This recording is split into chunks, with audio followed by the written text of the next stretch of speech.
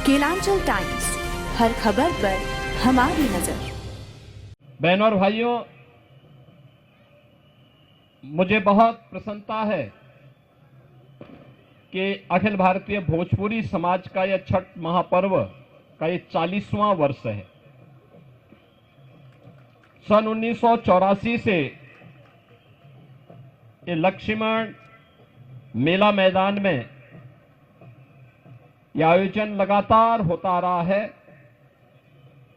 और अब तो यह न केवल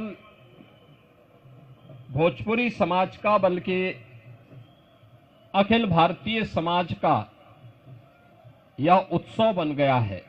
जहां कहीं देखो भोजपुरी समाज बिहार से, पूर्वी उत्तर प्रदेश से, देश और दुनिया में जहां कहीं भी गया, अपने साथ पर्व की सुगंध को ले जाकर के एक भारत श्रेष्ठ भारत की इस परिकल्पना को आगे बढ़ाने के लिए कार्य कर रहा है। पर्व और त्योहार के पीछे का भाव भी यही है कि हम सब मिलकर के भेदभाव को समाप्त करके एक समरस समाज की स्थापना कर सके, अपनी विरासत पर गौरव की अनुभूति कर सके। विरासत से भटका हुआ व्यक्ति एक त्रिसंग होता है, जिसके जीवन का कोई उद्देश्य नहीं होता, और निरुद्देश्य कोई व्यक्ति जब कार्य करता है तो उसमें कभी भी उसको न आत्मिक संतुष्टि हो सकती है और न समाज ही उससे संतुष्ट हो पाएगा।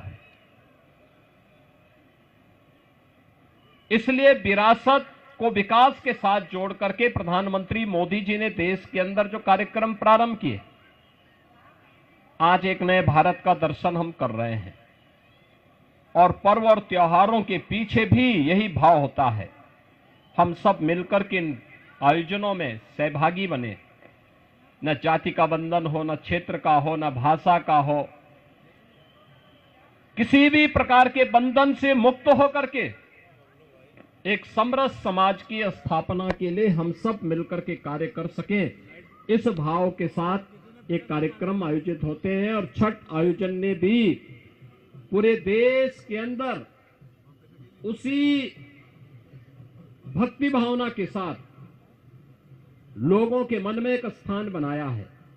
अब मैं देखता हूं कहीं भी आप जाइए, केवल दिल्ली और मुंबई में नहीं, चेन्नई में भी, हैदराबाद में भी, बेंगलुरु में भी, और देश के अंदर ही नहीं दुनिया के अंदर भी लोगों ने इस आयोजन के साथ जुड़ करके लगातार इस आयोजन को एक नई ऊंचाई देने और इसके साथ लोग जुड़ रहे हैं।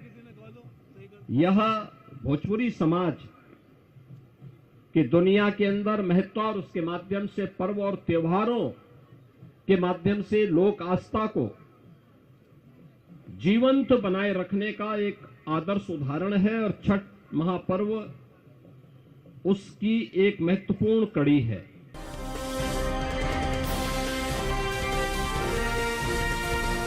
केलांचल टाइम्स, हर खबर पर हमारी नजर।